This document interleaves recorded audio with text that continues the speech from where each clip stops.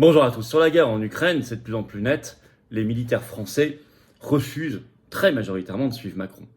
On a des échos qui sortent ici et là dans la presse. On lance d'ailleurs une pétition nationale tout de suite pour soutenir ce refus. Bien sûr, dans l'ADN de l'armée, il y a l'obéissance, mais pas à n'importe quel prix. Et vous trouverez cette pétition du soutien au refus des militaires sur l'Ukraine, militaires français. Vous la trouverez en lien sous la vidéo en description. Vous pouvez la signer, la relayer, la partager partout dès maintenant. Je vous y invite. Vous allez voir, on a des articles de presse, des publications de militaires, les dernières déclarations aussi de Macron et de Zelensky qui ont agacé tout le monde, et les Français soutiennent derrière. Ils soutiennent leur armée qui refuse tout ça. On va voir tout cela maintenant. Je vous ai parlé de la pétition nationale à signer dès maintenant sous la vidéo en description. N'hésitez pas à partager cette vidéo, à vous abonner à cette chaîne YouTube en cliquant sur le petit bouton s'abonner. C'est un petit clic, c'est gratuit. Ou réabonnez-vous si YouTube vous a désabonné un jour, ça vous de vérifier. En tout cas, vous ferez un bien fou à la viralité de ces vidéos si vous êtes abonné plutôt que pas abonné à la chaîne. C'est comme ça que fonctionnent les algorithmes. Je vous en remercie énormément. On approche vraiment très près des 500 000 abonnés, le demi-million. Dès qu'on le fait, événement historique, inédit, interactif, en direct, ensemble, pour célébrer tout ça, vous le savez. Par ailleurs, je suis en réunion publique européenne 2024, Tour de France de la Liberté, ce mercredi 20 mars à Poitiers.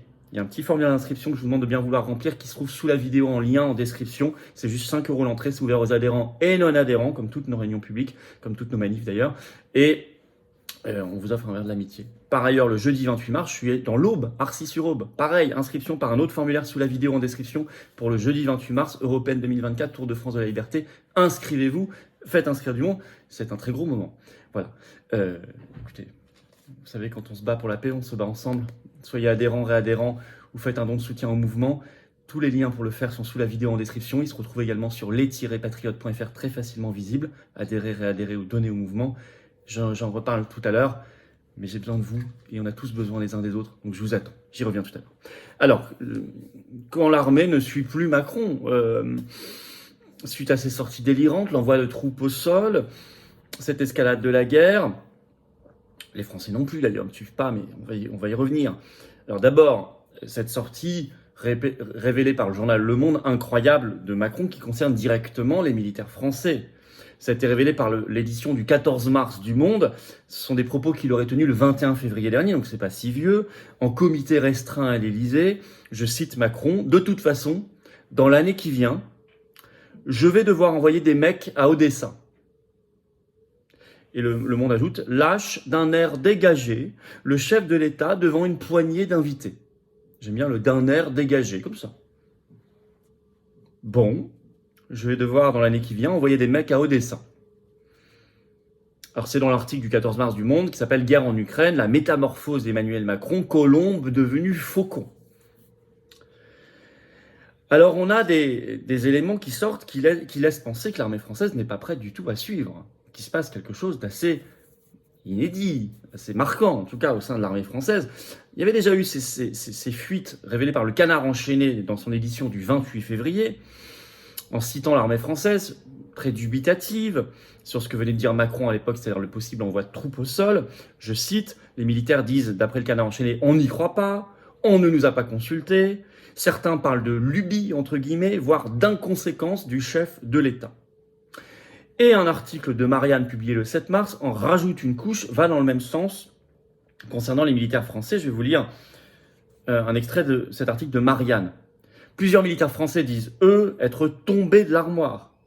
Il ne faut pas se leurrer. Face aux Russes, on est une armée de majorettes, disent-ils. Raille un haut gradé, persuadé que l'envoi de troupes françaises sur le front ukrainien ne serait tout simplement pas raisonnable.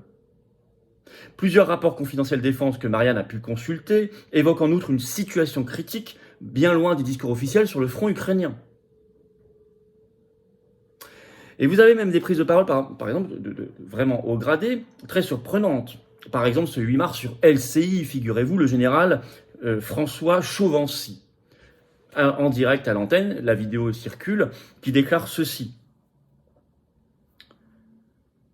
Les moyens à donner aux Ukrainiens, je ne vois pas lesquels, dit-il. Il ajoute, on a déjà donné 40% de notre artillerie, 40%. On ne peut pas montrer les muscles s'il n'y en a pas. La gonflette, ça a des limites. La question est un peu là. Fin de citation. Voilà ce que dit le général ce 8 mars sur LCI, François Chauvency. Et puis, vous avez une lettre publique qui a été faite. Je vais vous citer quelques extraits. Le 4 mars, publication d'une lettre ouverte, c'est l'appel du cercle de réflexion interarmée à un cessez-le-feu en Ukraine, qui est signé par pas mal de monde, dont, j'ai compté, plus d'une dizaine de généraux français. Je vais vous lire les tout premiers paragraphes. Combien de morts? Combien de morts encore? Chacune des parties qui s'affrontent continue à vainement sacrifier sa jeunesse dans cette guerre devenue d'usure, dans laquelle ne se dessine aucune percée décisive, dans laquelle aucun ne craque. La guerre russo-ukrainienne est déjà un désastre absolu. Des centaines de milliers de personnes ont été tuées ou blessées, des millions ont été déplacés, les destructions environnementales et économiques sont incalculables. Les dévastations futures pourraient être exponentiellement plus grandes à mesure que les puissances nucléaires se rapprochent de la guerre ouverte. Aujourd'hui, quelques voix timides se hasardent à parler de paix. Ils pointent du doigt, vous pourrez la lire entièrement, je vous ai donné les références, ils pointent du doigt dans cette lettre signée par plus d'une dizaine de généraux français l'idée qu'on peut aller vers une guerre ouverte entre les puissances nucléaires, en l'occurrence ici la Russie et la France.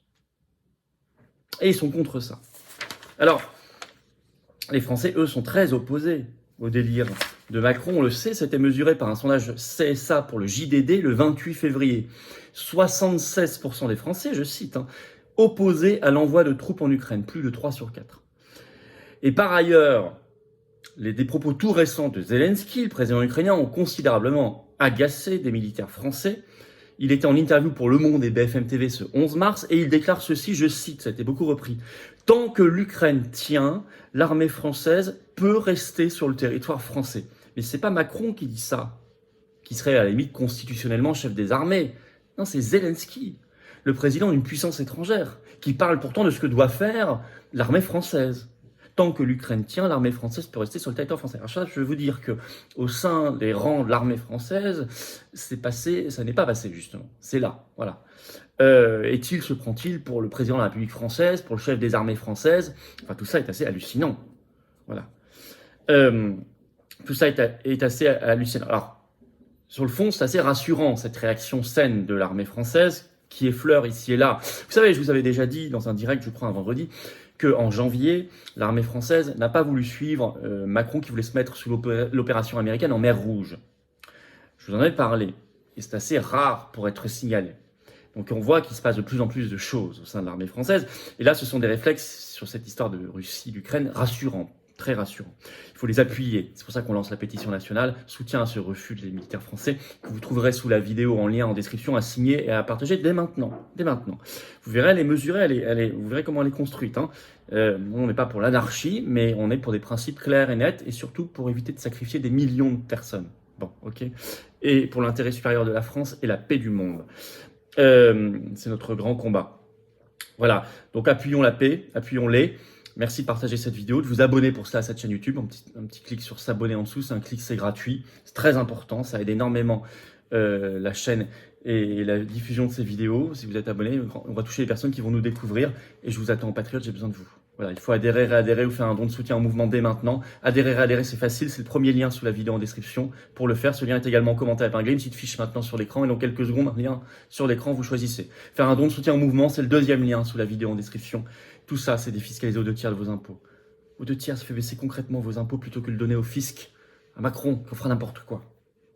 Et en plus, vous aidez un mouvement qui n'a pas les médias, les millions, les milliards, les banquiers, les oligarques, les copains du système. Et qui fait, comme la marche nationale contre la guerre ce 16 mars, tout ce qu'on fait, les affiches, les tracts, la présence, le financement des élections européennes le 9 juin, où je suis tête de liste. Inscrivez-vous sur les listes électorales d'ailleurs pour pouvoir voter, ça avant début mai, ça coûte très cher.